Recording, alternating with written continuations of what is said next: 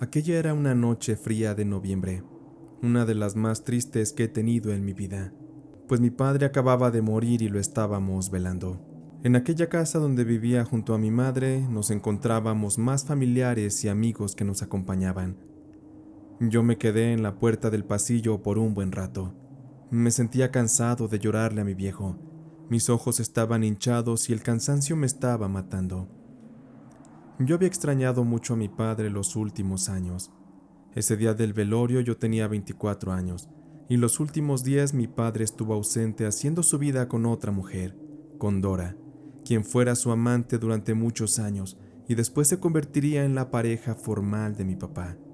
Ellos nunca se casaron, pero vivían juntos y jamás se separaban. Se querían mucho y a mi padre por eso es que pocas veces lo veíamos. Aunque me dolía su muerte, no era algo que realmente me afectara al grado de oscurecer y apagar mi corazón y mis pensamientos. Simplemente yo lloraba porque lo había extrañado. Miraba yo a todos los presentes, y mientras le daba un sorbo al café, cuidando de no quemarme la lengua, contemplé que hasta el fondo del pasillo, y entre el andar de los curiosos invitados, se encontraba mi madre muy solitaria. Se había sentado ella justo al frente del ataúd para llorarle a mi padre como si jamás lo hubiera dejado de amar. También sé que mi madre lloraba de coraje, porque instantes atrás tuvo una pelea, pues Dora, la otra mujer de mi padre, se presentó aquella noche intentando entrar a la casa a darle el último adiós a su amor. Mi mamá usó el poder que le concedía el seguir siendo la esposa oficial, dado que ella y mi padre jamás se divorciaron. Solo llegaron a un acuerdo de palabras que ambos siguieron al pie de la letra. Mi papá hasta eso tuvo la nobleza de seguir ayudando a mi madre, pese a que su relación terminó muy mal, y la última vez que se vieron se ofendieron de manera horrible. A mi madre en realidad también la estaban quemando por dentro otras culpas y otros miedos más fuertes, sobre todo uno en particular que se hacía presente con la muerte de mi padre. Y es que mi madre tenía miedo de que, posterior a la muerte de mi papá, se daría lectura al testamento de mi viejo, en el que se declararía de manera oficial que yo pasaría a ser el dueño de la casa donde mi madre y yo vivíamos. Mi padre muchas veces en vida declaró que al morir, él ya no aportaría ni un centavo para la manutención de mi mamá. Y por otra parte, entre mi madre y yo, había un gran conflicto que veníamos cargando desde que mi papá se fue de la casa. Realmente entre ella y yo todos esos años habíamos estado peleando. Mi madre no quería que yo me convirtiera en un hombre de provecho, responsable, porque se la pasaba obligándome a seguir límites absurdos. Ella no me dejaba hacer. A ella le molestaba mucho que las chicas se me acercaran.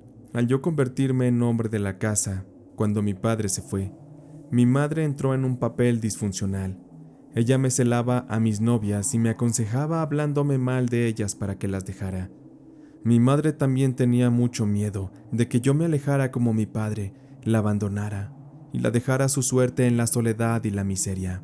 Y eso no estaba lejos de suceder, pero tampoco es que yo quisiera dejar a mi propia madre a la deriva. Alguna solución habría que implementar, porque yo no tenía un corazón tan despiadado. No me importaba que mi madre me hubiera dado una vida de infierno. Yo tenía que responder también por ella. Eso sí, la quería muy lejos de mí. Si era real que yo iba a tener el poder de poseer aquella casa, sin dudarlo la iba a echar a la calle. Y es que no paraba de pensar en que en todos los años de mi vida yo desarrollé un peculiar odio hacia mi madre. Su naturaleza me impedía atentar contra ella de cualquier forma que me viniera a la mente, porque en muchas ocasiones pensé en hacerle daño, pero jamás iba a ser capaz de algo así. Aún así no me sacaba de la cabeza que pronto habría un conflicto muy fuerte con ella, que sería mucho más fuerte que cualquiera de los anteriores. Ella no sabía que yo ya llevaba varios meses de relación con Ana, y mucho menos se imaginaría que Ana y yo estábamos comprometidos y nos casaríamos en algunas semanas más. Inicialmente yo pensaba en la idea de rentar algún departamento para iniciar mi vida en matrimonio, pero la muerte de mi padre puso de por medio la posibilidad de que yo tuviera una casa, y así poder llevar a Ana a vivir conmigo, a la que ya sería oficialmente nuestro hogar, ayudando por supuesto a mi madre a que se estableciera sola en otra parte. Tanto ella como yo ya deseábamos que se acabara esa noche del velorio, porque la mayoría de los asistentes, que eran en sí parte de la familia, solamente habían acudido para ser testigos del confrontamiento de mi madre con la otra mujer de mi padre.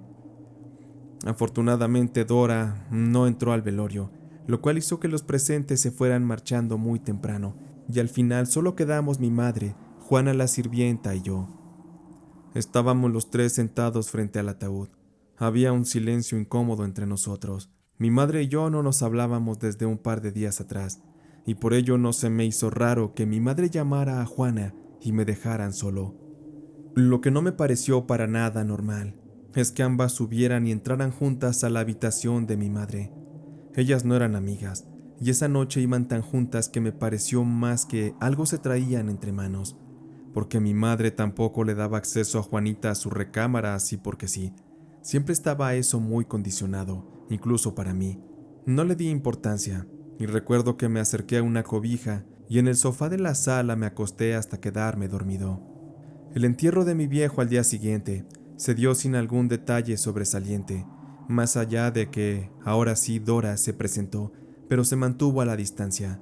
Sin embargo, justo antes de que bajaran el ataúd para enterrar a mi viejo, Dora se acercó llorando para darle el último adiós a mi padre, sin importarle que mi madre se opusiera o fuera juzgada por los demás miembros de mi familia.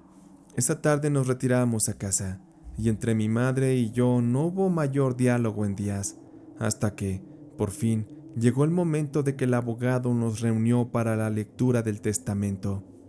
En aquel momento de la lectura del testamento, fuimos citados tanto mi madre, un tío, Dora y yo.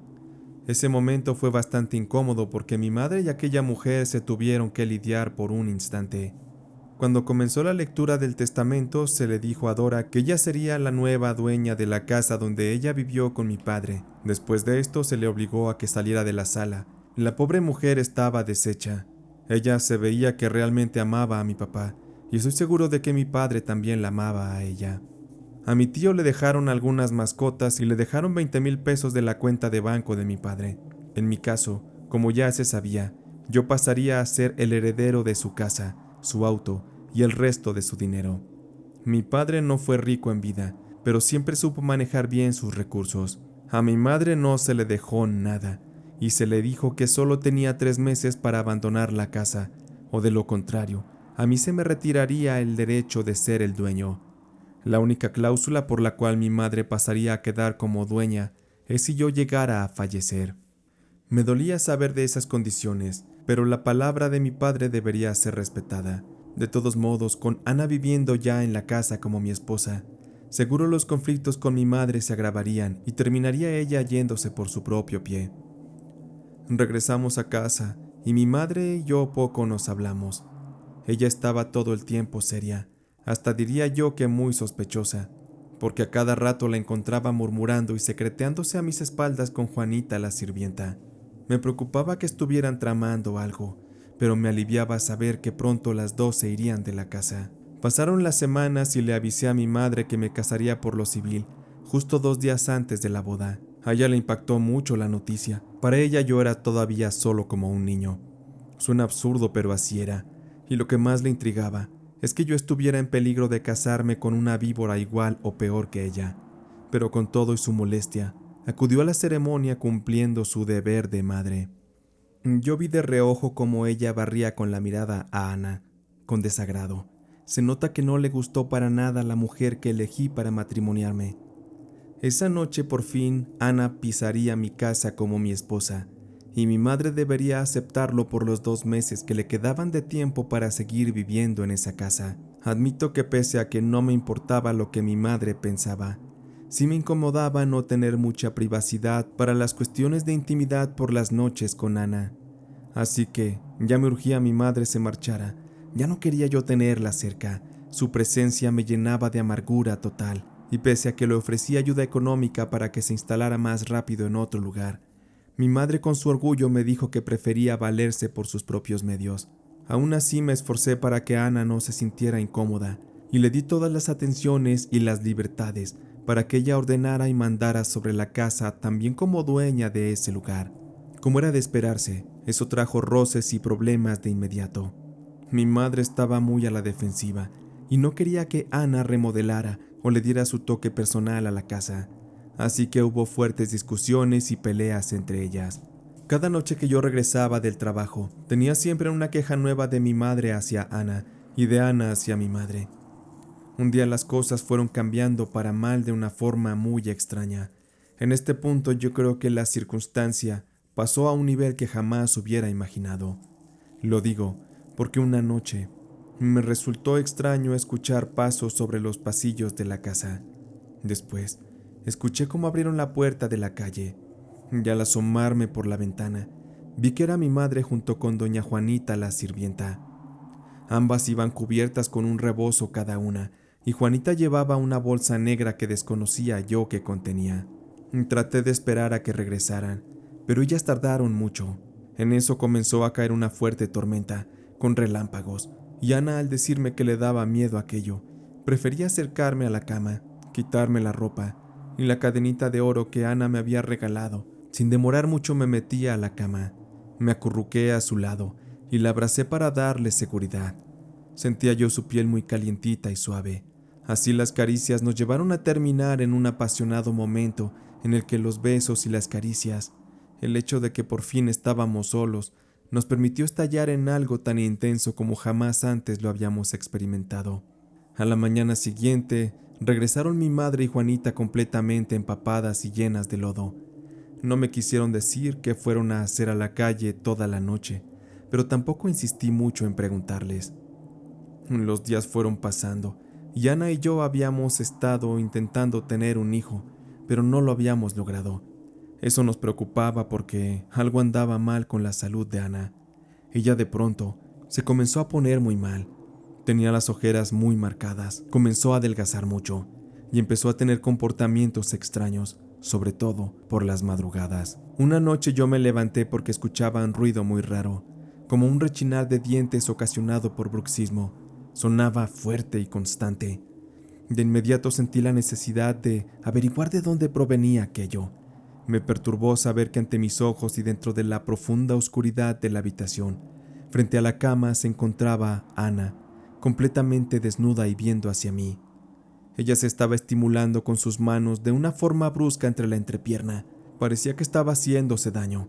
Yo creí que sus ojos me miraban, pero al encender la lámpara de la habitación, noté que su mirada estaba completamente perdida. Ella parecía un muerto viviente, un zombi o algo peor, porque su cuerpo noté que ya había adelgazado demasiado y se había invadido por moretones, y todo me hizo creer que ella se estaba volviendo loca. Pero había más, porque escuché cómo de su boca comenzaron a salir palabras poco perceptibles y no parecían en un idioma conocido. Algo estaba ocurriendo con ella, algo muy malo, y al pensar de inicio que se trataba de alguna enfermedad, sentí mucho miedo de que ese mal me la arrebatara.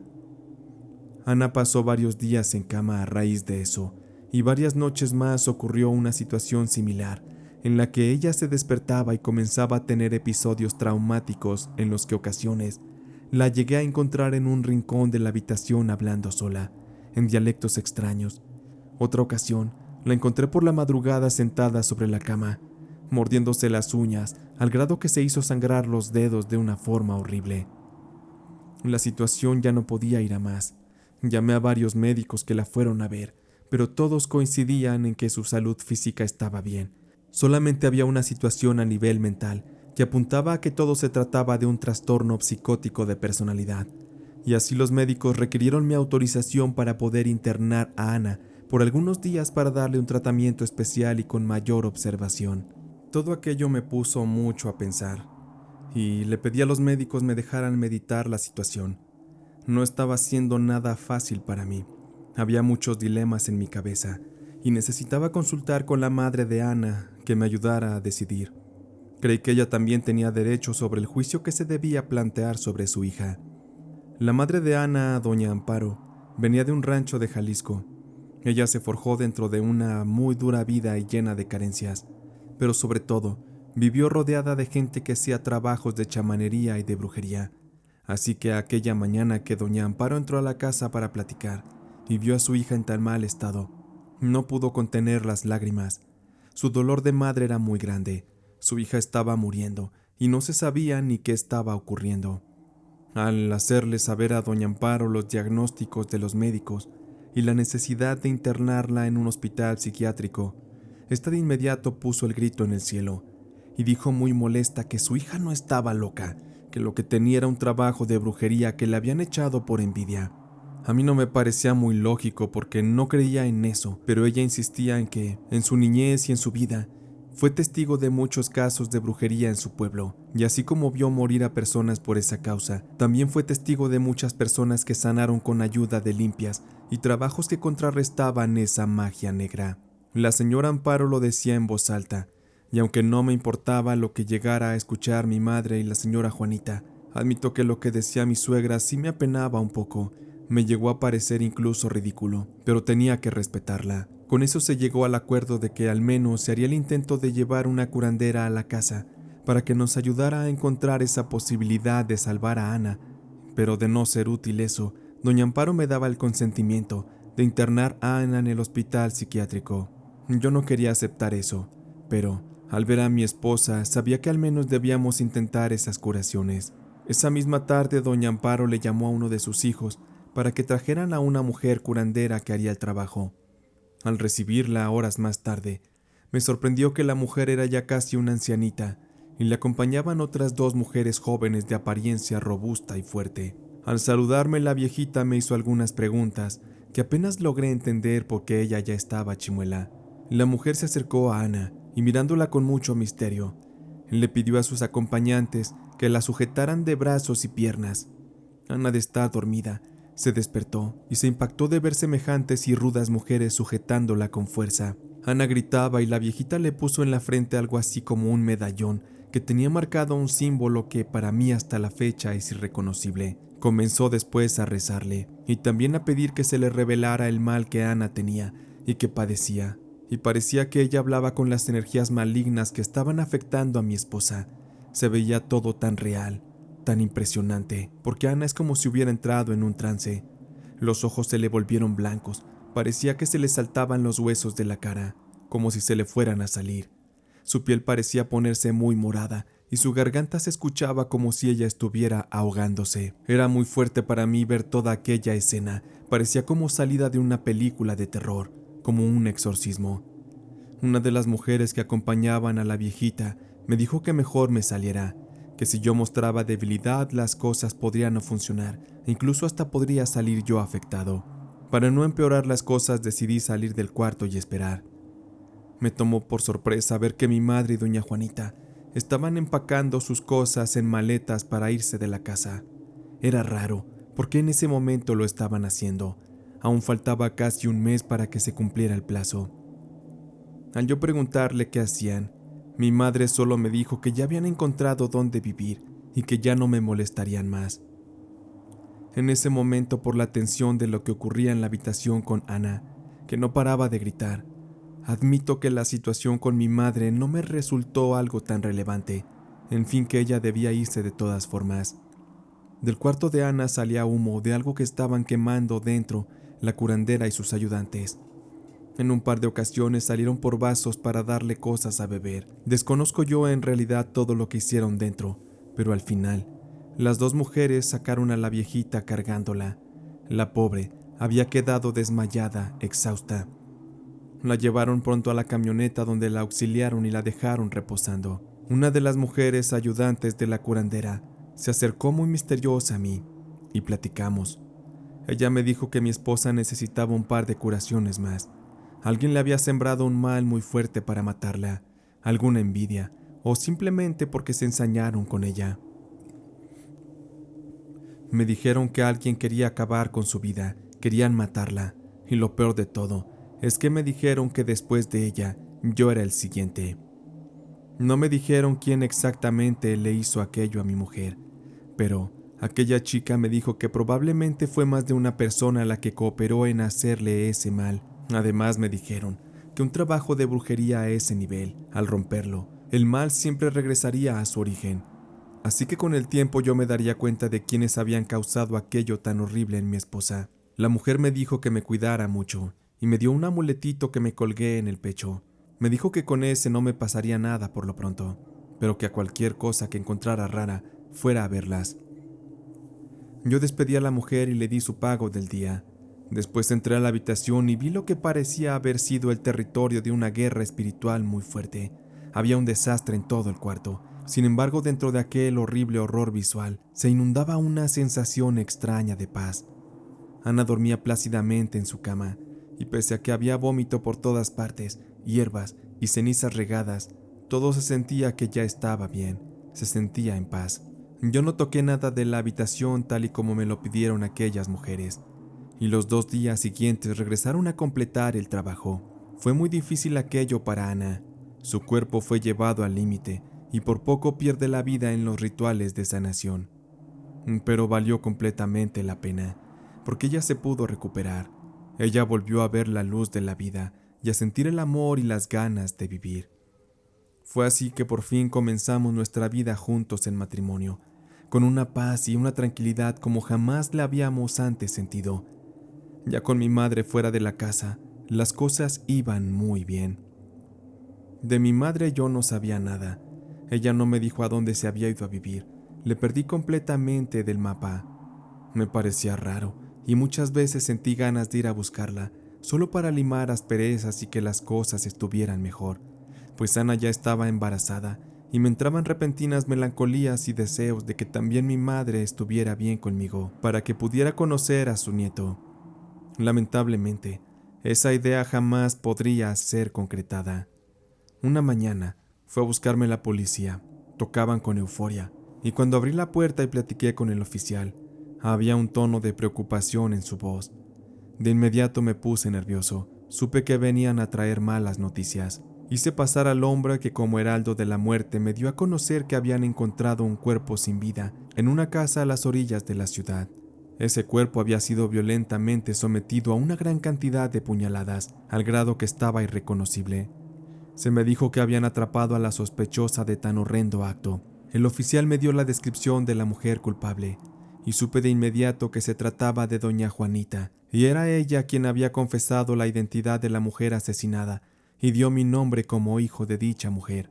El oficial me dio a conocer que todo apuntaba a que se trataba de problemas personales entre ambas mujeres que vivían juntas, pero lo que les parecía raro a los policías es que la mujer que atacó a mi madre parecía completamente loca, como poseída, parecía endemoniada y no la podían controlar. La policía no dudó en acudir conmigo para que fuera a reconocer el cadáver de mi madre y para que realizara todos los procedimientos necesarios para las investigaciones y por fin darle sepultura al cuerpo de mi madre. Se me doblaron las rodillas del miedo, de la tristeza. Qué horrible final había tenido mi madre. Me vinieron a la mente las palabras del ayudante de la curandera, quien me advirtió que con el tiempo yo me enteraría de quién había atacado con brujería a mi esposa. Y aunque me dolía aceptarlo, la muerte de mi madre y las condiciones en las que ocurrió eran la prueba más clara de que ella y doña Juanita habían hecho aquel horrible trabajo en su contra. Y con eso me cayó el 20 de que si mataban a Ana me iban a debilitar, y con eso también podrían darme el golpe final, y así mi madre se quedaría de nuevo con la casa. Qué maldita era. No me alegraba su muerte, pero sé que en el fondo la merecía.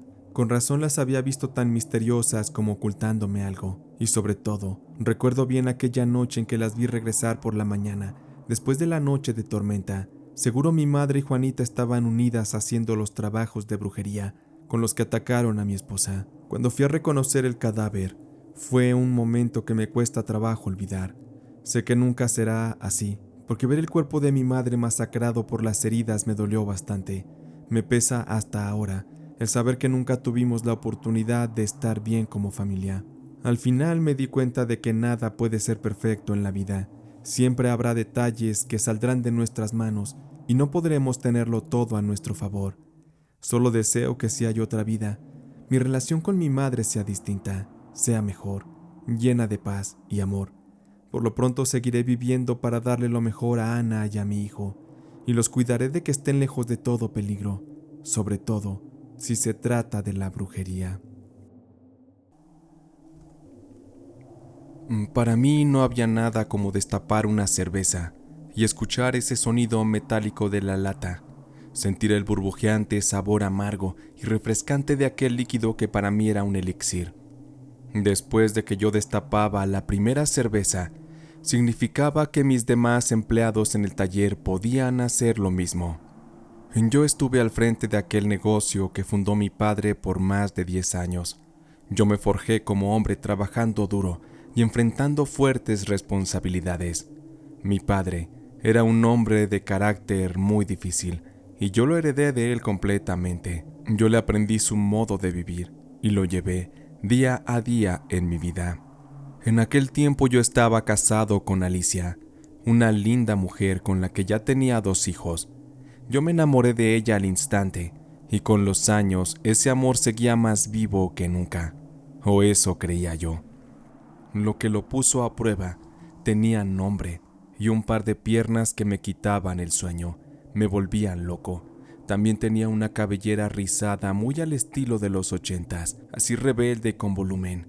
Ella usaba tacones altos, un perfume también que dejaba una estela de sensualidad y erotismo a su paso, encantando así a cada hombre que se atreviera a respirar el aire que había sido marcado con su hermosa presencia, entre ellos, yo. El nombre de aquella dama era Estefanía. Ella vivía a la vuelta del taller en un viejo barrio de la Ciudad de México. Yo todos los días la veía pasar y siempre me quedaba contemplándola. Me gustaba admirar su belleza, y es que ella tenía una mirada profunda que intimidaba, y eso me hacía sentir retado a conquistarla. Todos los fines de semana, Estefanía salía muy arreglada, a tomar algún taxi para ir de fiesta, o bien, a veces pasaban por ella tipos de dinero en carros muy bonitos. Se notaba que Estefanía sabía usar muy bien sus encantos y estaba buscando un buen hombre que le ayudara a subir de nivel de vida y la sacara de aquel barrio pobre en el que vivíamos. Estefanía andaba con puros señores cuarentones. Eso era más que suficiente para saber que Estefanía solo estaba interesada en el dinero de aquellos tipos. En mi cabeza ella siempre estaba. Se volvió para mí como una obsesión. Al principio, me ganaba mucho la culpa de saber que yo era un hombre casado, y mi amor por mi familia muchas veces me sentaba los pensamientos oscuros por ella. Incluso traté sacarla de mi cabeza ignorándola cuando ella pasaba, porque aquel tema se había vuelto común en el taller, y mis empleados me vacilaban con aquella bella chica. Incluso hasta me apoyaban para que la intentara conquistar, pero hice lo que pude para sacarla de mi mente.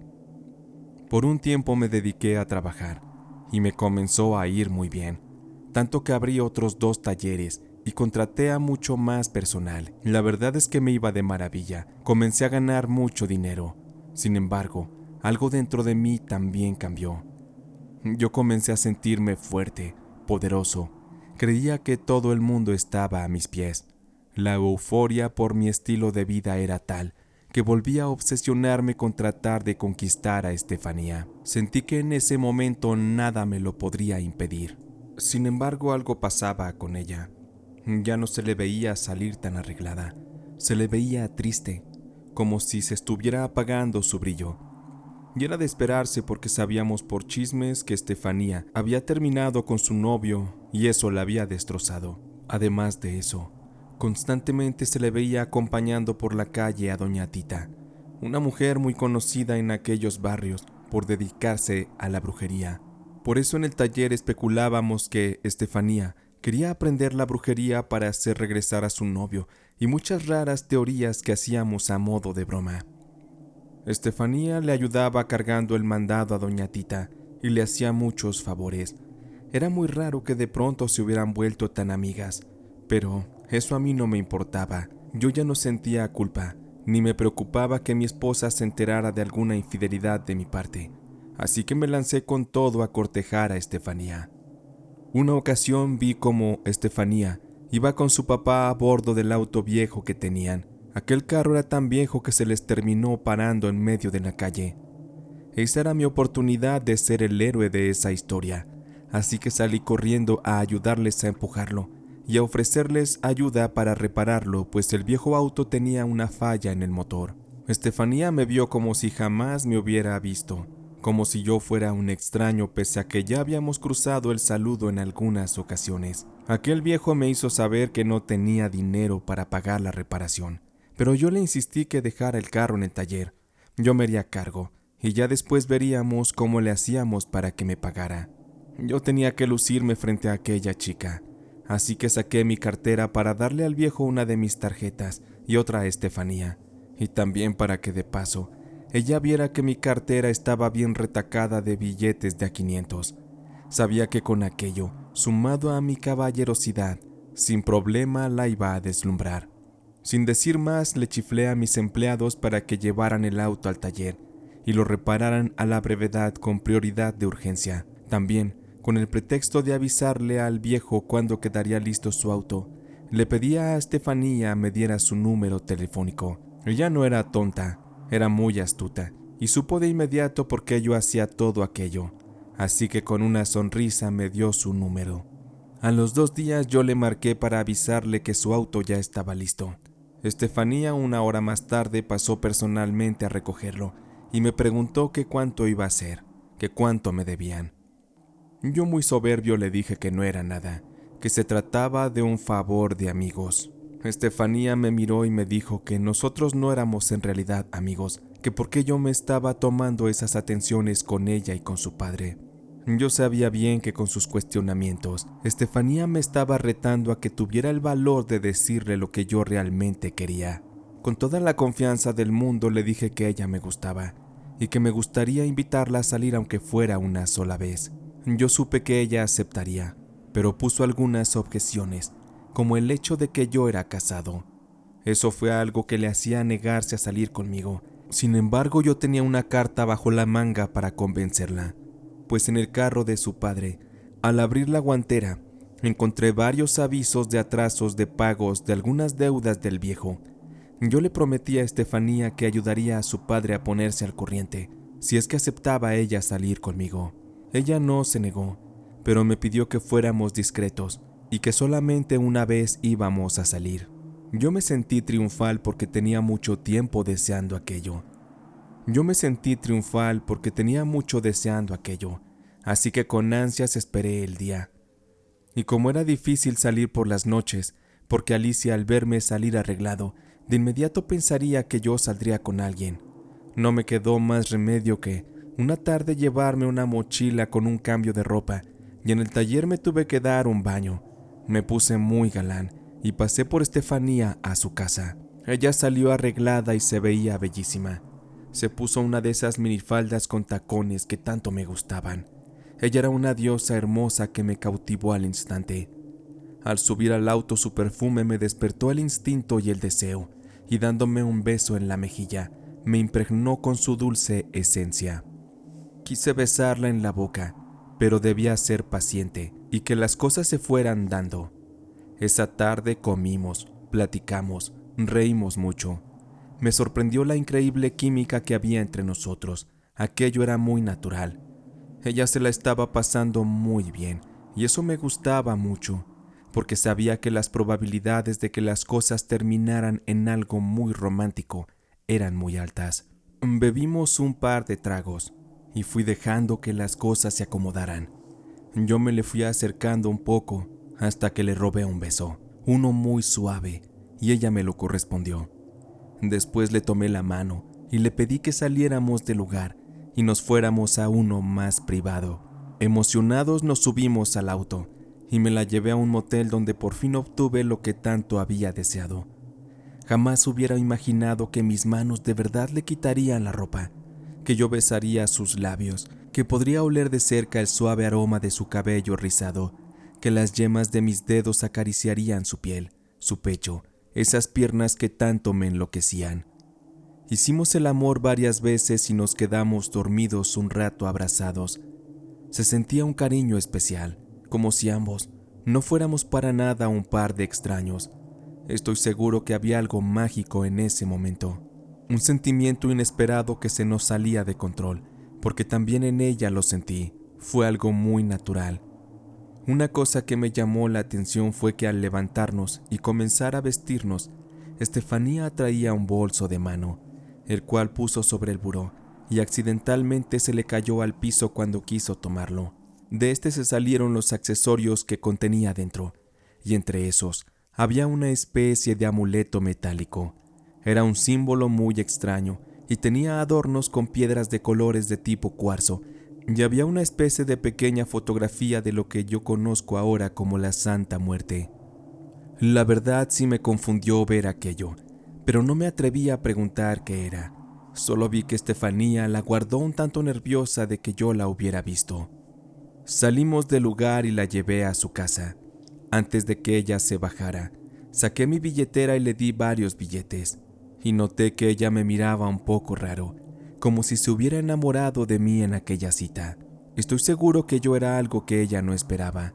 También yo lo admito, así que le propuse que saliéramos de nuevo. Ella aceptó, y nos despedimos con un tierno beso y un abrazo que duró mucho tiempo. Los días siguientes, antes de volver a salir, Estefanía pasaba caminando de manera más frecuente junto a doña Tita la bruja, y una vez que ella volteaba hacia el taller para saludarme, mis empleados me hacían burla. Ellos ya sabían lo que estaba pasando. Mi sonrisa me delataba. Ellos me veían como un héroe, como el único valiente que logró conseguir el amor de aquella bella mujer. Sin embargo, entre bromas me decían que tuviera cuidado, porque Estefanía andaba muy pegadita con doña Tita la bruja. No fuera a ser que se me hiciera un amarre de amor para tenerme embabosado y como un perro a sus pies. Nada de eso era importante para mí. Yo estaba encantado con las mieles de Estefanía. De verdad era muy especial estar con ella. Me sentía joven, fuerte, lleno de vida. Ella tenía 25 años y yo ya tenía 42, así que para mí era como volver a renacer. Tuvimos así muchos encuentros y salidas a escondidas. La compañía, las risas, las pláticas y el romance al lado de Estefanía era algo de verdad increíble. Yo visité muchas veces su casa, pues su padre no siempre estaba. Él salía mucho y solo se encontraba los fines de semana.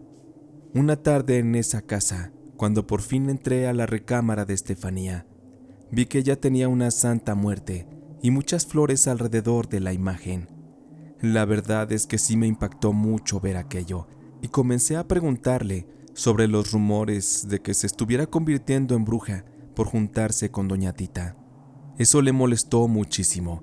Fue la primera vez que la vi enojada, y con un tono fuerte me dijo que no me metiera en sus asuntos, que si no me gustaba o no la aceptaba con todo y sus creencias, mejor me largara de su casa. Estefanía explotó con ese comentario, y yo le pedí que se calmara, que yo no la juzgaría. El resto de la tarde me sentí incómodo con ella, y me retiré muy pensativo de no saber realmente quién era Estefanía, por qué ocultaba esas cosas de brujería. Me preguntaba si algún día abiertamente me contaría de sus prácticas, porque era evidente que estaba practicando brujería. Ya eran muchos detalles que habían salido a la luz, era imposible negarlo. Con los días traté de hacer un lado aquello de mi cabeza, porque no quería perder el amor de Estefanía. No estaba listo para afrontar aquello. Una tarde estábamos en su casa, hicimos el amor en su recámara, y nos quedamos en su cama acostados y platicando muy a gusto. De pronto Estefanía me preguntó si yo la amaba. Me pidió que entrelazáramos los dedos de las manos, y me pidió que si de verdad yo sentía amor por ella, debía jurárselo ante la imagen de la Santa Muerte que ella tenía en su recámara. Estefanía justificaba aquello, porque para ella era importante que si yo la amaba, debía aceptarla con todo y sus creencias. Yo la miré a los ojos y noté en ella una actitud distinta. Ella me lo preguntaba muy en serio, y yo realmente no supe qué hacer.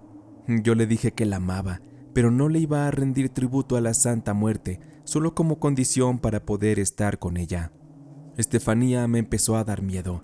Sentí que ella estaba enloqueciendo, y también sentí la necesidad de huir y alejarme de ella, y ese era el momento perfecto para romper con ella, alejarme y dejar atrás esa locura de aventura. De verdad me dolía, pero no había de otra. Le dije que por más que nuestro amor fuera maravilloso, había una realidad más difícil de afrontar, pues yo era casado, Tenía 2 hijos, y le hice saber a Estefanía que la amaba, pero lo mejor era terminar, para que yo siguiera con mi vida tal y como antes. Le dije a Estefanía que yo jamás aceptaría sus creencias, y ya no quería volverla a ver.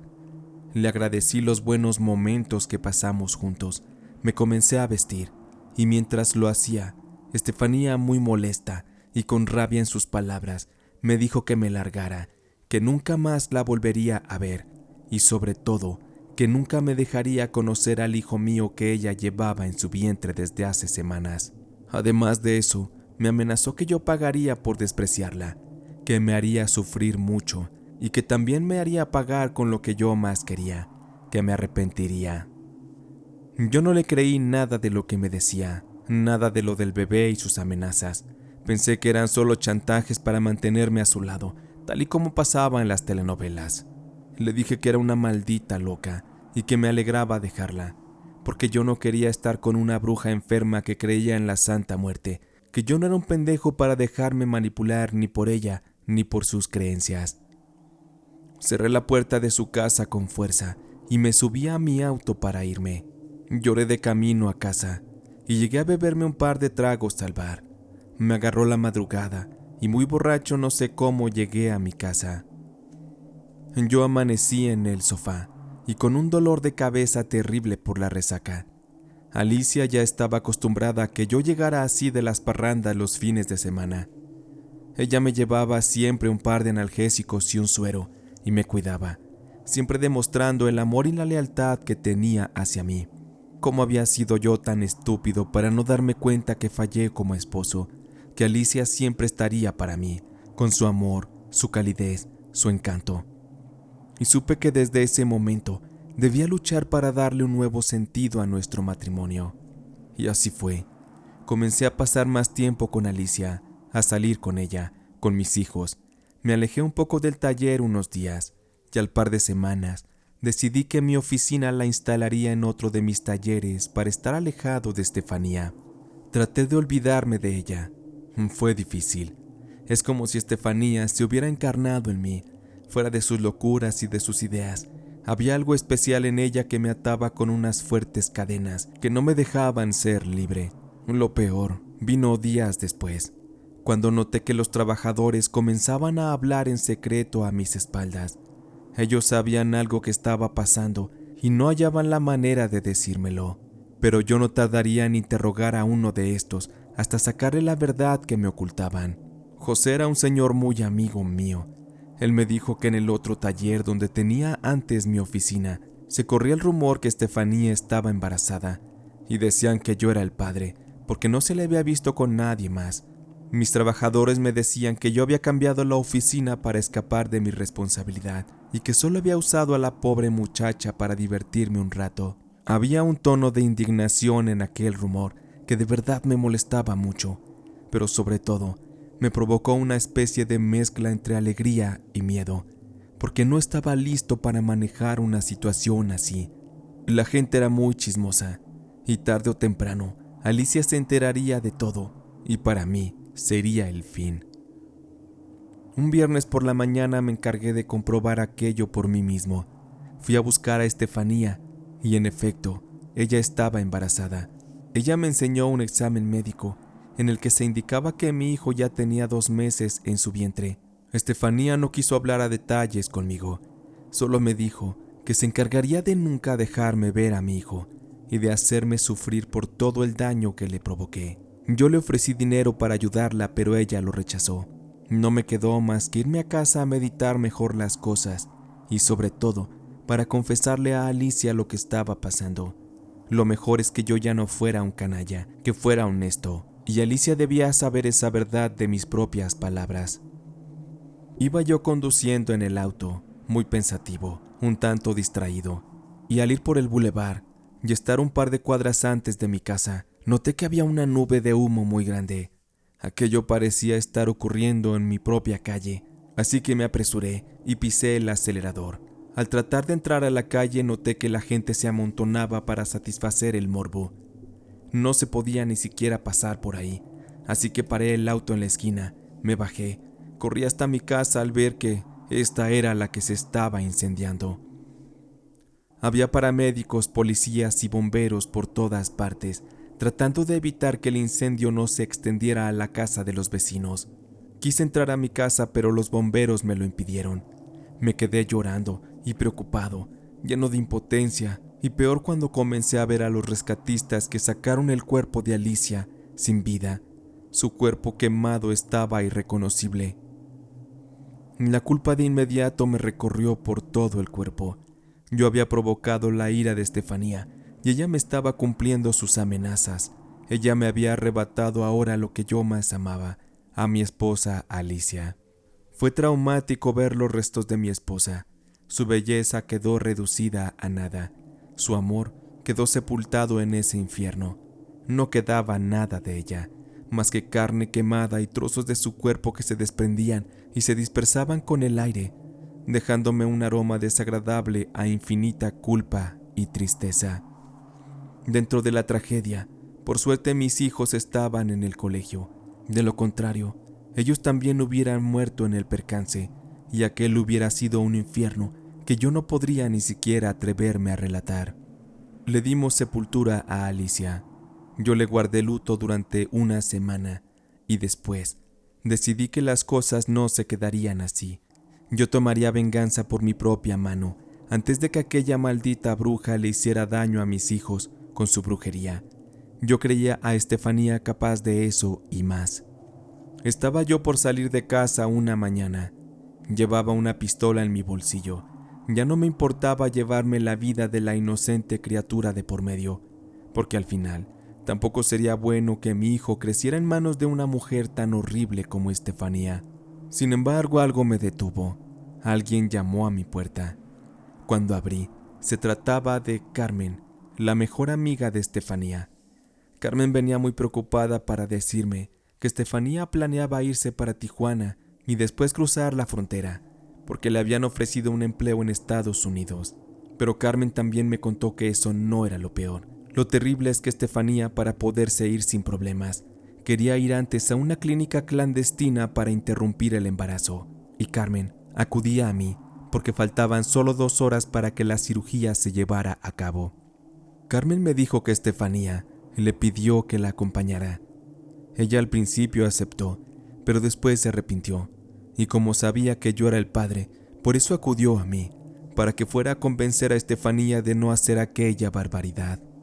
Yo escuchaba todo lo que Carmen me decía, y en lugar de sentir ganas de ir a detener a Estefanía para que no hiciera aquella locura, a mi mente vino otra visión de cómo yo debía hacer aquellas cosas, aquella venganza. Carmen conocía la clínica en la que Estefanía se sometería a ese horrible procedimiento. Incluso traía una tarjeta. Yo le pedí los datos del médico y le rogué que me esperara en la sala. Le serví un café y le prendí la televisión. Después subí a mi habitación para estar en privado y poder marcarle al médico. Carmen se quedó con la idea de que yo le pediría al doctor que no atendiera a Estefanía, pero no, todo lo contrario. Yo le ofrecí al médico pagarle 10 veces más de lo que Estefanía le daría, con tal de que cometiera alguna negligencia que acabara por definitivo con la vida de Estefanía. Le prometí al médico absoluta discreción y hacerle llegar el pago antes del anochecer. Aquel médico, que no era más que una maldita rata corrupta, me dijo que lo pensaría, que me regresaría la llamada en media hora. Yo acepté las condiciones del médico, y en aquellos momentos de espera me puse a meter el dinero en el sobre y coloqué un extra. Después de hacerlo, bajé de nuevo a la sala. Le dije a Carmen que no se preocupara, que ya había yo hablado con el médico para que no atendiera a Estefanía. Carmen tenía miedo de Estefanía. Ella no quería verla ese día porque sabía que hacerla enojar le podría traer problemas. Le dije a la pobre muchacha que se podía quedar un rato más en la casa y después yo la llevaría a la suya. Esto con la finalidad de que no se viera con Estefanía y me fueran a frustrar mi plan. A la media hora, como el médico me lo prometió, me regresó la llamada y me dijo simplemente que aceptaba mi propuesta. Después colgó. Carmen se quedó en casa, nerviosa. Yo le regalé un calmante de los que Alicia tomaba y así fue que se quedó dormida. La recosté en el sillón y le puse una cobija encima para que descansara. Yo me quedé sentado en otro de los sillones muy angustiado. Estaba nervioso de lo que fuera a pasar.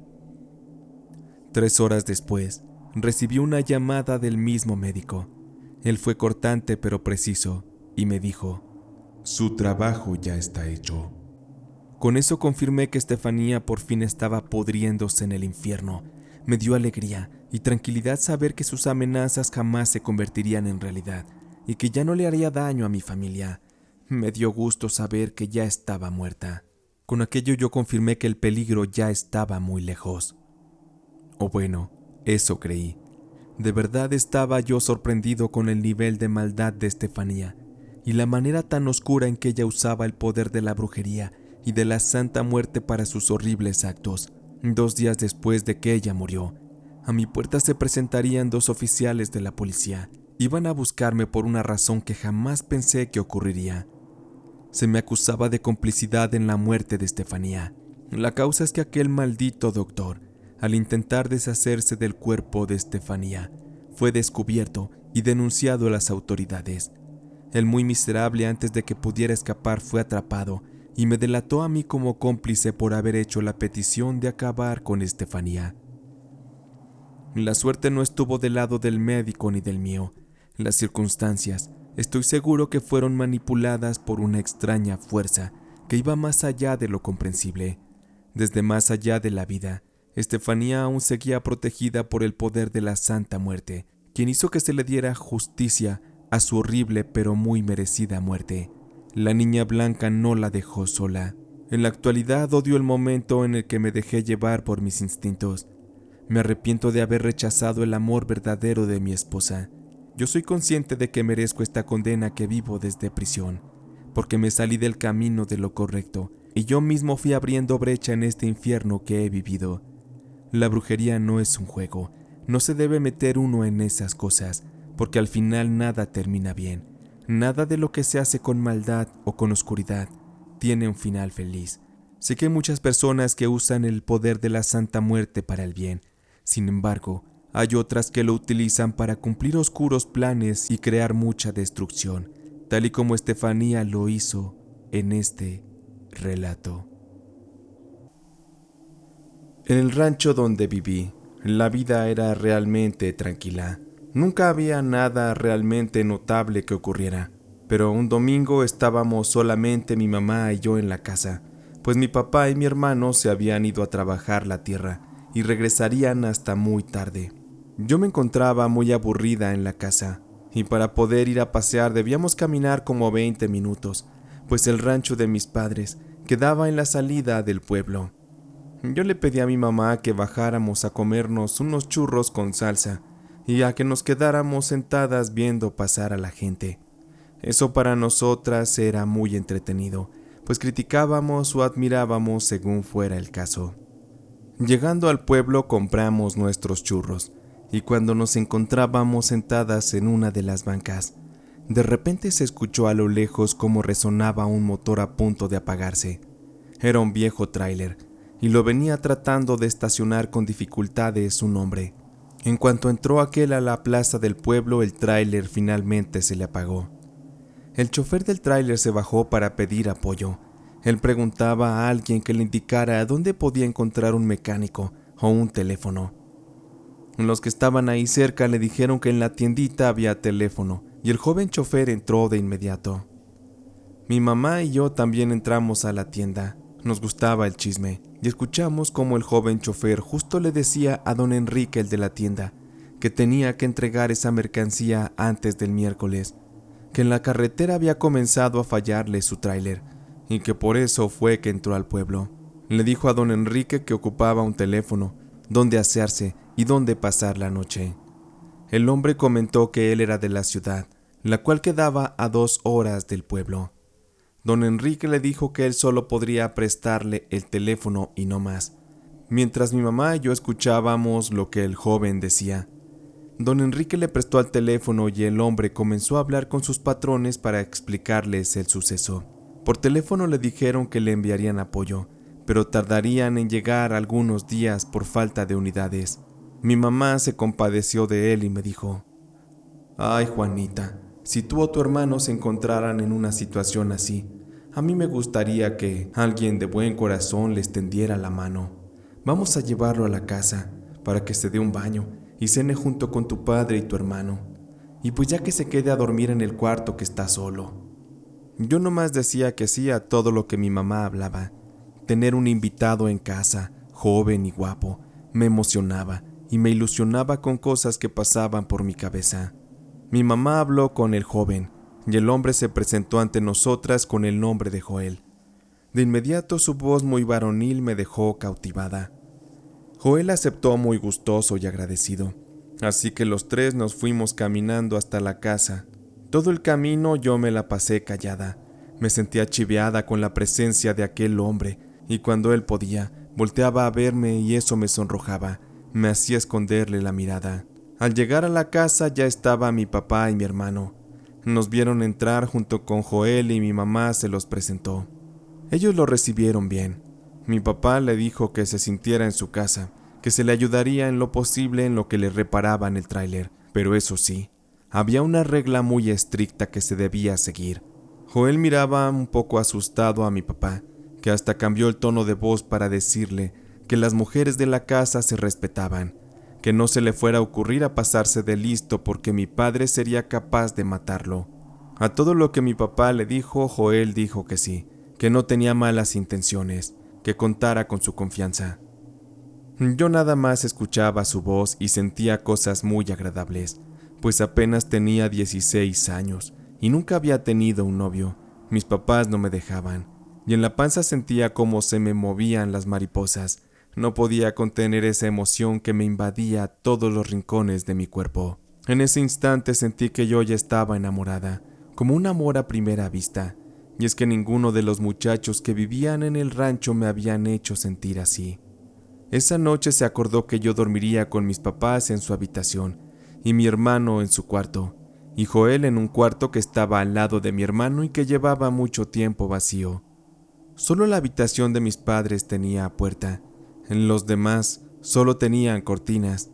Joel no estaba acostumbrado al clima frío del rancho, así que mi mamá me mandó a llevarle más cobijas y me pidió que no me tardara. Justo cuando entré al cuarto donde Joel iba a dormir, él estaba quitándose la ropa. Le alcancé a ver parte de su espalda desnuda y muy fornida. Nunca había visto el cuerpo de un hombre sin ropa, más que el del flaco cuerpo de mi hermano, pero no era lo mismo. Al ver a Joel mi cuerpo por dentro ardía. Él se dio cuenta que lo estaba mirando, y no trató de cubrirse. Al contrario, muy coqueto, me dejó ver un poco más. Después de eso, y sin mirarme, preguntó mi nombre. Yo contesté tartamudeando muy nerviosa. Me llamo Juana. Joel volteó para verme, con una mirada pícara y hasta encantadora. Me dijo con una voz muy suave. Eres muy bonita, Juana. Tienes unos ojos preciosos. Me imagino que aquí en el rancho debes tener muchos pretendientes atrás de ti, ¿verdad? A ver, cuéntame, ¿ya hay algún afortunado que se haya ganado tu corazón? Yo siempre había renegado de mis ojos, pues soy muy cejona y tengo pestañas muy tupidas, pero a Joel le gustaban. Y ante todo lo que él me preguntó, yo me quedé callada y sonrojada. Le dejé las cobijas sobre la cama y me salí corriendo, sin decir nada. Yo estaba muy chiviada. No pude dormir tampoco esa noche, porque estaba emocionada por las cosas que Joel me dijo. Al día siguiente me levanté con mucho entusiasmo para ayudar a preparar el almuerzo. Mientras comíamos, notaba yo que Joel me miraba mucho y sonreía. Yo solo agachaba la cabeza. Al terminar, mi padre y mi hermano se fueron al campo a trabajar y Joel dijo que debía bajar al pueblo para llamar de nuevo a su empresa encargada y saber si había alguna novedad con la ayuda. Solo nos quedamos mi mamá y yo en la casa para hacer los quehaceres. Un rato después, a mi madre se le terminó el agua para lavar los trastes y para terminar de limpiar la casa.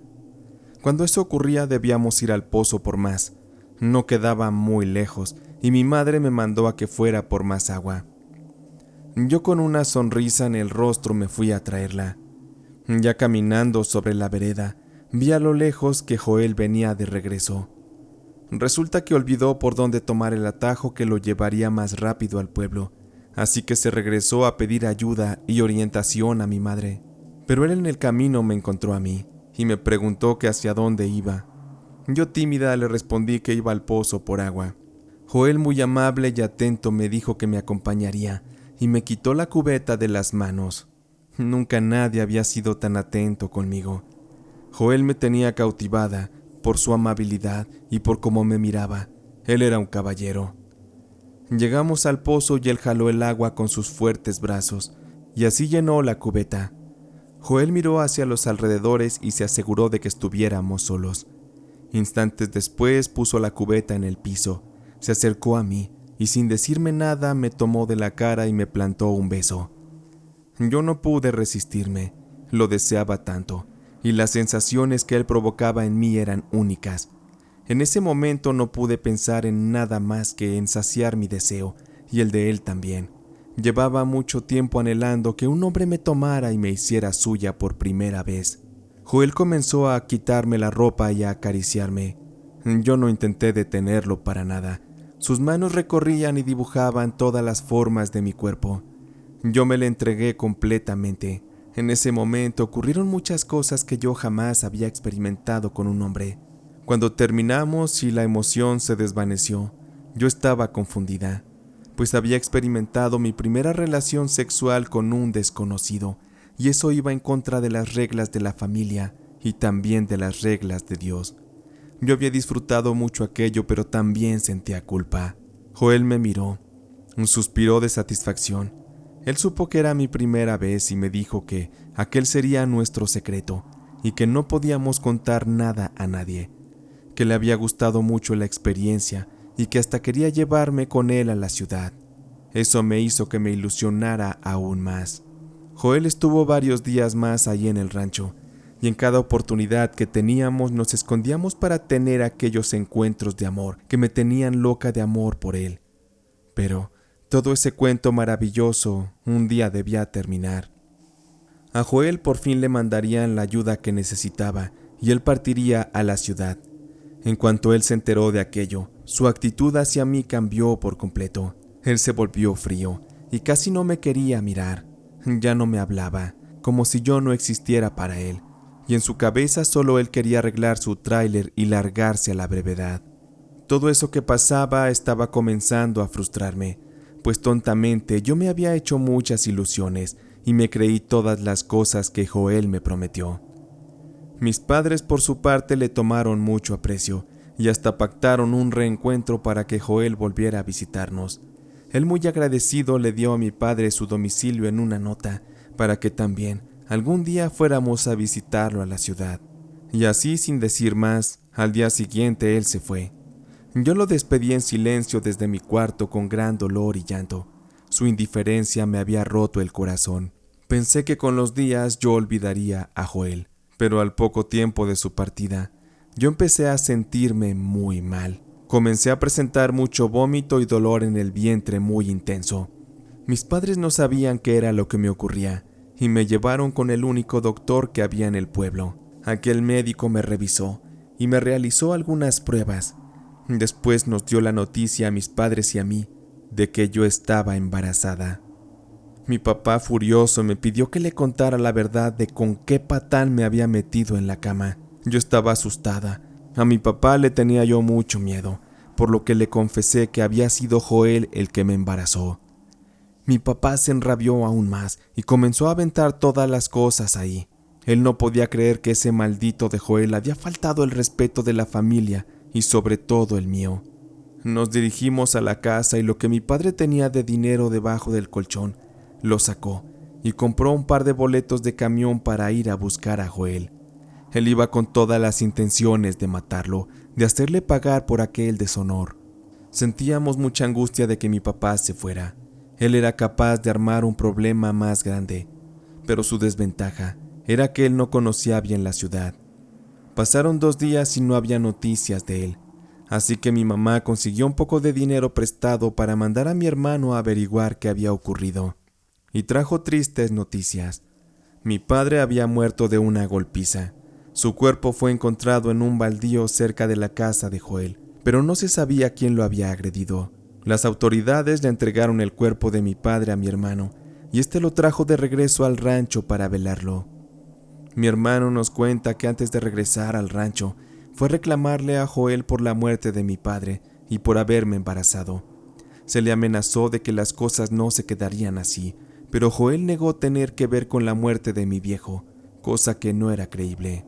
La muerte de mi padre fue algo muy doloroso para nosotros, en especial para mí, porque me sentía responsable de aquello, pues mi falta de respeto hacia mis padres había ocasionado que él muriera, y también comencé a sentir un resentimiento y mucho odio hacia Joel. El día del velorio, Joel vino desde la ciudad para darle el pésame a mi madre y para hablar con ella también. Dentro de mi dolor, confieso que me dio alegría cuando lo vi. Pensé que venía a hacerse cargo de su hijo y también de mí, pero qué ingenua fui. Él lo que quería era que jamás lo volviéramos a buscar, pues le podríamos ocasionar fuertes problemas con su esposa, con la que nos reveló que ya tenía un hijo y otro más venía en camino. Joel le dejó a mi madre 10,000 pesos. Ese dinero era para pagar la hospitalidad que ella le brindó, también para pagar flores para la tumba de mi padre, y el resto era para el nacimiento del bebé. Según Joel, después nos mandaría más dinero para que a mi bebé no le faltara nada. Sentí que nos trató como si fuéramos unos pordioseros, y a mí ni siquiera me dirigió la palabra. La manera en la que él se negó a hacerse responsable del embarazo y el cómo nos trató me hizo sentir un gran dolor y odio que me orilló a tener deseos de venganza y a detestar la idea de ser la madre de un bebé de él. Yo ya no quería a mi hijo, yo no quería ser madre de esa forma. También quería sacar mi ira haciéndolo sentir a él, igual como me sentía yo. Así que sin decirle nada a nadie, me fui a donde yo sabía que se me podía ayudar. Fui a buscar ayuda a un cerro muy conocido de aquel rancho y muy temido. Se le conocía como el Cerro de las Brujas. La gente no se atrevía a subir ahí de noche porque se hablaba de avistamientos de bolas de fuego y de supuestas brujas que iban a hacer sus rituales cada medianoche. Además de esto, muchos rumores se decían de que se escuchaban gritos y llantos de mujeres y bebés, quizá a causa de las ofrendas que las brujas hacían a los seres de la oscuridad. Pero yo no tenía miedo de todo eso, yo solo quería venganza, así que cegada por ese sentimiento, emprendí sola el recorrido hacia aquel cerro. Justo cuando daban cerca de las 10 de la noche, comencé la travesía para subir. Al instante, de una chocita que se encontraba a las faldas, afuera de esta había una mujer que estaba partiendo unos leños con un hacha. Esa mujer me habló, me detuvo y me preguntó a dónde iba. Yo me hice la que no le quería contar nada, pero esa mujer de inmediato me dijo: «¿Pretendes subir al cerro, mi niña? No te recomiendo que vayas sola, es muy peligroso. Si estás buscando ayuda de las brujas vas a necesitar saber invocarlas. Por un pequeño pago yo te podría ayudar, yo sé cómo hacerlas venir hasta acá». Me quedé pensando, pero al final acepté la ayuda de la mujer, quien solamente entró a su casa para traer una garrafita de agua y se dispuso a subir conmigo a aquel cerro. Apenas comenzábamos a ascender, cuando nos fueron rodeando pájaros negros y grandes, a los que la mujer dijo se trataban de auras. Después, entre más subíamos al cerro, se escuchaban susurros como voces de mujeres entre los árboles. Yo no podía ver a nadie, solo escuchaba las voces. Comencé a sentir mucho miedo, pero la mujer de inmediato me dijo: «Vienes encinta, ¿verdad, mi niña? Las brujas huelen a los bebés, eso las atrae mucho, por eso confío que sí se presentarán ante ti. Siéntete afortunada, porque no todos son dignos de su presencia». Llegamos hasta la mitad del camino y comencé a sentirme mal, agitada, cansada. De repente la mujer que me acompañaba, sentí cómo me agarró con sus manos ásperas. El aspecto de estas había cambiado, se volvieron gruesas y toscas. Ella me tomó del brazo y me levantó para seguir caminando. Su rostro se veía ahora más envejecido que instantes atrás. Es como si la vieja se hubiera comenzado a transformar en algo horrible. Nos detuvimos en un punto, y la mujer me pidió que me quedara parada. Ella tomó una vara y rascando la tierra, fue formando un círculo a mi alrededor. Vi la cara de la mujer y cómo se relamía los labios. Después me preguntó: ¿y cuánto falta para que nazca tu bebé, mija? ¿No te ves muy feliz de ser madre, o me equivoco? Yo estaba muerta de miedo, pero recordé a lo que iba. Así, me armé de valor y le dije: aún faltan varios meses para su nacimiento, y vengo a hacer un trato para vengarme del padre de la criatura. La mujer levantó la ceja y se me quedó mirando. Estaba callada. Instantes después, de la oscuridad salió otra mujer más de aspecto horrible también. Así las dos mujeres se acercaron a mí. En ese momento me sentí como si me quisieran comer viva, pues el olor de mujer embarazada se veía como si les generara hambre, y se me acercaban mucho a tal grado que me provocaron mucho asco. No me quedó más remedio que decirles: por favor, no me hagan daño, ayúdenme. Estoy encinta, es cierto, pero este hijo que está en mi vientre no es deseado, y lo quiero fuera de mí. Yo no quiero ser madre en estas condiciones, por eso quiero proponerles algo. Si yo les entrego a mi bebé, a cambio, me gustaría que le hagan brujería al desgraciado que me embarazó. Quiero verlo sufrir, y quiero que también el niño que está esperando con la otra mujer tenga el mismo destino que el mío. Ambas brujas me miraron, y la más vieja me dijo que lo que yo deseara, ellas me lo iban a conceder, con tal de que yo les entregara realmente a mi bebé en cuanto naciera. Comencé a pedirles mi deseo, de que Joel tuviera una muerte muy lenta y dolorosa, pero que primero quería que Joel viera cómo moría su hijo, aquel que tendría con su esposa. Eso con la finalidad de que sufriera en vida, al grado que anhelara la muerte. La bruja me preguntó que por qué sentía tanto odio al hombre que me hizo mujer. Yo respondí que yo era una mujer despechada, que aquel hombre me había rechazado y a su hijo también. Además que por culpa de él, mi padre había muerto. Además, yo estaba segura de que el mismo Joel había matado a mi papá con sus manos. Les expliqué que todo eso había despertado el odio en mi corazón, y por eso yo quería que él tuviera el mismo destino. La mujer escuchó mis palabras, asintió con la cabeza y afirmó: no se diga más, muchachita, tú déjalo en nuestras manos. En este momento estamos cerrando un trato. Ahora vuelve a casa. Las cosas irán sucediendo acorde a tu deseo, y cuando sea el momento de que nazca tu bebé, nosotras iremos a donde tú te encuentres. En ese momento cerramos un trato, en aquella noche de luna llena, y en la que el cerro estaba invadido de seres tenebrosos que me generaban tanto temor. Pero viéndolo bien, yo no era muy distinto de esas brujas. Yo albergaba mucho odio, maldad y las ganas de destruir. No sé cómo, pero sin cansancio, pude bajar aquella montaña y llegar a mi casa en un parpadeo. Algo me habían hecho las brujas, pero nunca supe qué fue. A partir de ese día a mi casa la visitaban muchas lechuzas, y por las noches se escuchaban pasos en el techo. Los perros de pronto aullaban sin parar, y comenzaron a dejarse ver sombras merodeando la casa. Yo me sentía acechada y vigilada por las brujas, quienes sabían perfectamente cada cosa que yo hacía. Mi madre no comprendía lo que ocurría, y rezaba. Ponía tijeras abiertas debajo del colchón y detrás de las puertas también, con la finalidad de ahuyentar a los demonios y a las brujas. También hacía de todo lo que podía para protegernos a mi hijo y a mí. Mi madre hacía todo aquello, sin saber que yo era quien había atraído a las brujas con aquel pacto que hicimos. Pasaron varios meses, y una noche mientras dormíamos, sentí que algo me despertó con un viento frío. Escuché una voz que me decía al oído que ya era la hora. Me desperté muy agitada, angustiada. Volteaba yo a ver para todas partes, pero no había nadie cerca de mí. Yo ya estaba en las últimas semanas de embarazo. Miré hacia la ventana y claramente vi a algunas mujeres, o eso creo, que merodeaban y resguardaban la casa donde vivíamos. Mi madre también las vio desde la ventana. Ella también había sentido todas las presencias y las cosas extrañas que estaban pasando. Así que mi madre, asustada, supo que se trataba de brujas que vendrían por mi bebé. Y es que en aquellos ranchos había muchos casos de bebés desaparecidos. A mi madre la asustaron tanto, al grado que sin importarle, me obligó a que abandonáramos el rancho temporalmente y pidió asilo en la casa de su prima que vivía en la ciudad. Y por maldita casualidad, muy cerca de donde vivía Joel con su esposa. El cambio de casa y el ajetreo fue tal que tuve un ligero resbalón que me lastimó y provocó que en cuanto llegáramos a la ciudad, mi madre me tuviera que llevar de urgencia al hospital.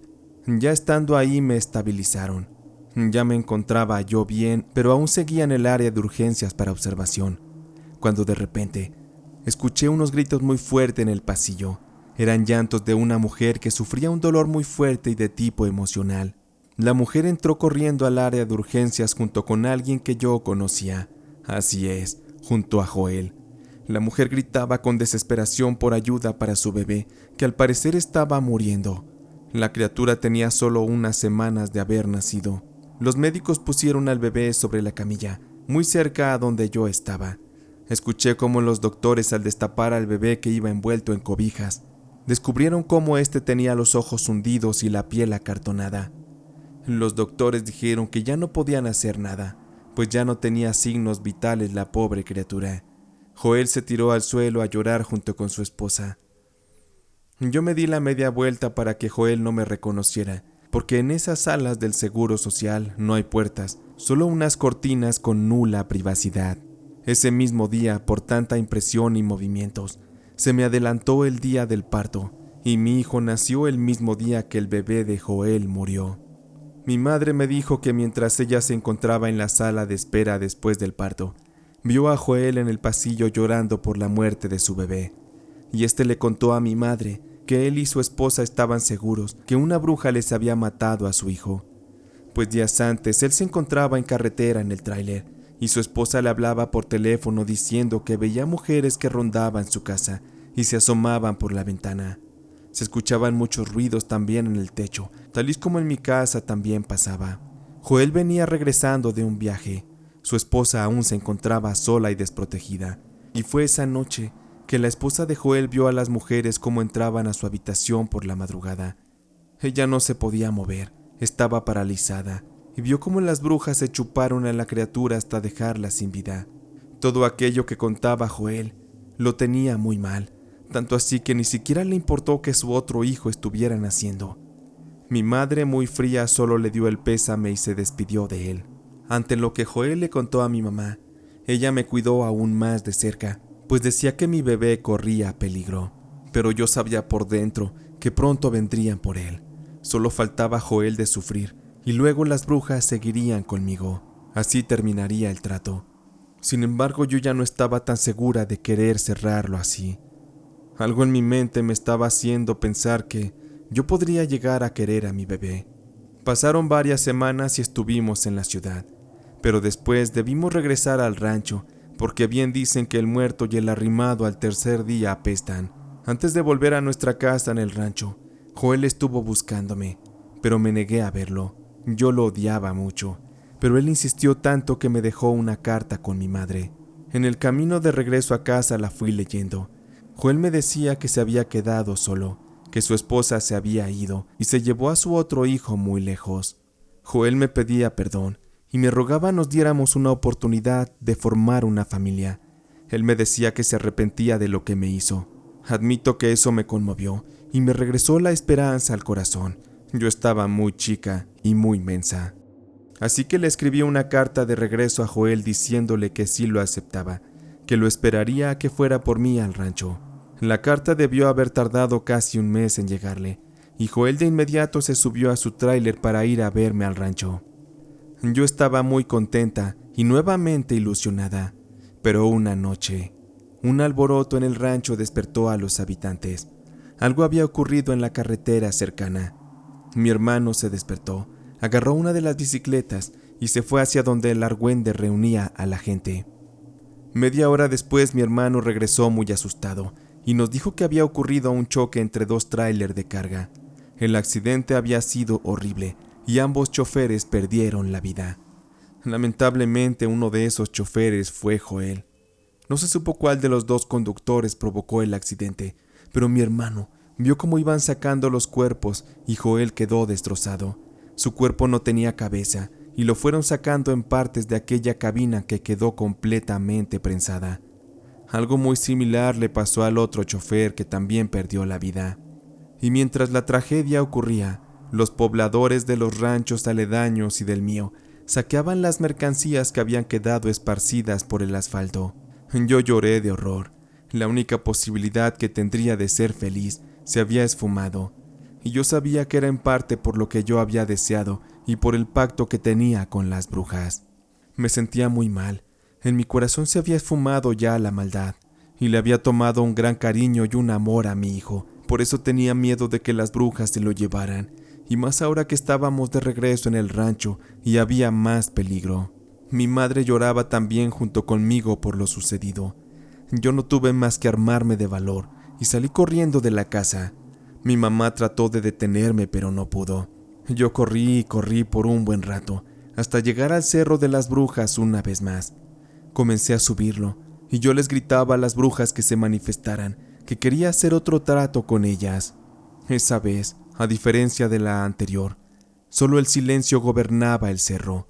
No había ni voces, ni viento, solo una calma oscura que precedería a la peor de las tormentas en mi vida. Supe que no se manifestarían ante mí las brujas. Concluí que si las brujas no estaban en el cerro, es porque seguro estarían de cacería. Corrí y corrí para regresar a casa lo más rápido que pude. Fue eterno mi andar para regresar. En el rancho el alboroto seguía. Había gente que resguardaba la mercancía del choque de los tráiler, y yo noté que la puerta de la casa estaba cerrada por dentro con el tablón, así que me metí por una de las ventanas. Apresurada entré a mi cuarto, y ahí me encontré con la escena más horrible en mi vida. Mi madre estaba inconsciente, tirada en el piso, y la cuna de mi bebé estaba vacía. Las brujas se lo habían llevado. Ellas fueron en mi ausencia a reclamar su parte del trato. Fui muy estúpida al intentar negociar con ellas. Con las brujas no se juega. Salí corriendo a gritar que se habían robado a mi bebé, pero a la gente no le importaba. Ellos iban y venían con carretillas repletas de la mercancía que estaban robando de los trailers. Mis llantos me los tuve que tragar. Sabía que no había nada que hacer. Mi bebé jamás aparecería. Las brujas se lo llevarían y jamás me dejarían saber de su triste final. Cuando mi madre despertó me vio llorando y tirada destrozada en un rincón del cuarto. Ella se acercó y al notar que el bebé no estaba me preguntó qué ocurría. No me quedó más remedio que contarle todo lo que yo había hecho con aquel trato con las brujas. Le conté cómo entregué la vida de Joel y la de su otro hijo, así como la del mío también, a aquellas brujas horribles a cambio de venganza. Le dije a mi madre que me arrepentía de haber odiado a mi hijo por ser fruto del engaño de Joel. Mi madre me desconoció, me cacheteó con fuerza y me corrió de la casa. Me dijo que me desconocía, que ya no era su hija, que yo solo le había llevado desgracias a la familia con mi estupidez y que por mi culpa mi papá había muerto. Fue así como mi vida terminó en miseria, en soledad, en vacío. Hasta la fecha vivo vagando por todas partes, sin rumbo, esperando el día de mi muerte. Aún así tengo miedo de que ese día llegue, porque sé que más allá de la vida me espera un horrible castigo en lo más oscuro del infierno. Y aún así, no creo que la eternidad en ese lugar alcance para pagar por todo el daño que le hice a mi familia y sobre todo a mi hijo.